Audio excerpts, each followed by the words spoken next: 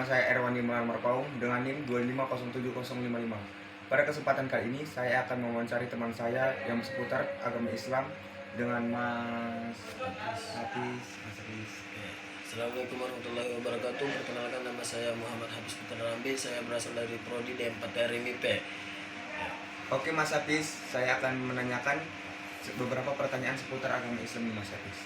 Pertanyaan pertama adalah tentang sejarah agama Islam Mas Hafiz. Izin saya menjawab. Pertanyaannya tentang sejarah agama Islam. Islam adalah agama yang diturunkan oleh Allah Subhanahu wa taala kepada Nabi Muhammad SAW, yang mana agama Islam ini bukan agama pertama, melainkan agama yang menyempurnakan dari agama-agama sebelumnya, seperti agama Nabi Ibrahim, Nabi Musa alaihissalam, Nabi Isa alaihissalam. Seperti di mana dalam Quran surah Al-Imran surah ketiga ayat 19, innad dina indallahil Islam, yang artinya sesungguhnya agama di sisi Allah adalah agama Islam. Selanjutnya, Islam mulai berkembang di Mekah pada abad ke-7 Masehi. Kemudian berkembang ke seluruh Jazirah Arab dan berkembang ke seluruh dunia dan mulai memasuki Nusantara yang mana dikembangkan oleh ulama bagian dari agama Islam pada abad ke-13 Masehi. Selanjutnya saya akan menanyakan, ada nggak sih ajaran khusus yang menjadi ciri khas dalam agama Islam?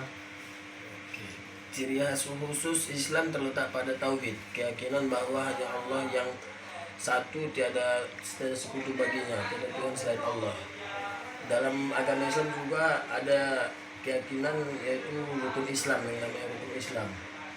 Yang pertama syahadat, kesaksian bahwa tiada Tuhan selain Allah dan Nabi Muhammad adalah utusan Allah. Yang kedua sholat adalah seperti ritual cara menyembah kami kepada Allah Subhanahu wa taala.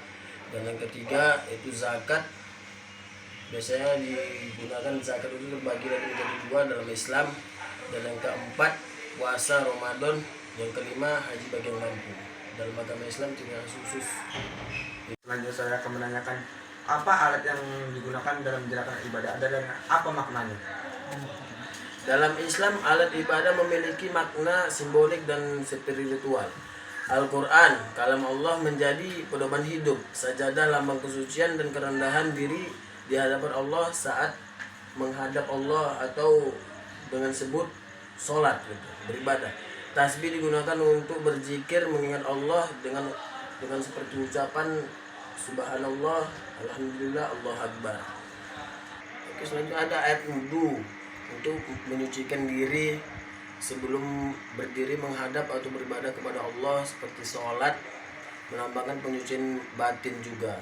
Sebagaimana dalam hadis Nabi Muhammad SAW yang artinya kesucian adalah separuh dari iman. Lalu saya akan menanyakan, bagaimana pendapat Anda tentang kerukunan antar umat beragama di Indonesia? Oke, saya jawab. Islam memerintahkan umatnya untuk hidup damai dengan siapapun. Sebagaimana Allah Subhanahu wa taala berfirman dalam Al-Qur'an, yang artinya Allah tidak melarang kamu berbuat baik dan berlaku adil terhadap orang-orang yang tidak memerangimu karena agama dan tidak mengusirmu dari negerimu. Quran surah Al-Mumtahanah ayat 8. Seharusnya agama Islam di Indonesia ini menjadi contoh sebagaimana Islam juga menjaga toleransi terhadap sesama umat dan sesama agama lain, walaupun di luar agama Islam dari sendiri.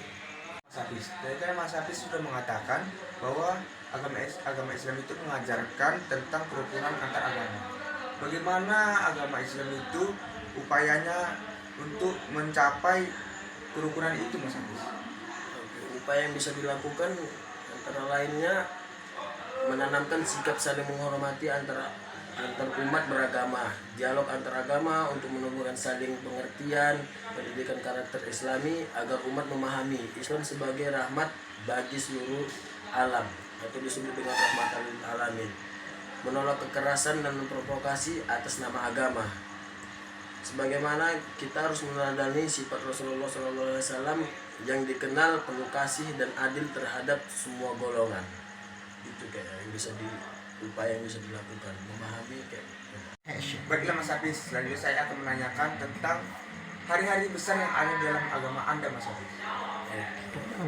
Dari agama Islam sendiri hari besar itu ada beberapa, yaitu agak banyak. Yang terutama itu ada dua, seperti hari besar Hari Raya Idul Fitri dan Hari Raya Idul Adha. Bermakna lebih sekedar bukan hanya perayaan. Ia adalah momen penting untuk memperkuat iman, membersihkan diri dari dosa, meningkatkan ketakwaan dan ketaatan kepada Allah Subhanahu wa taala.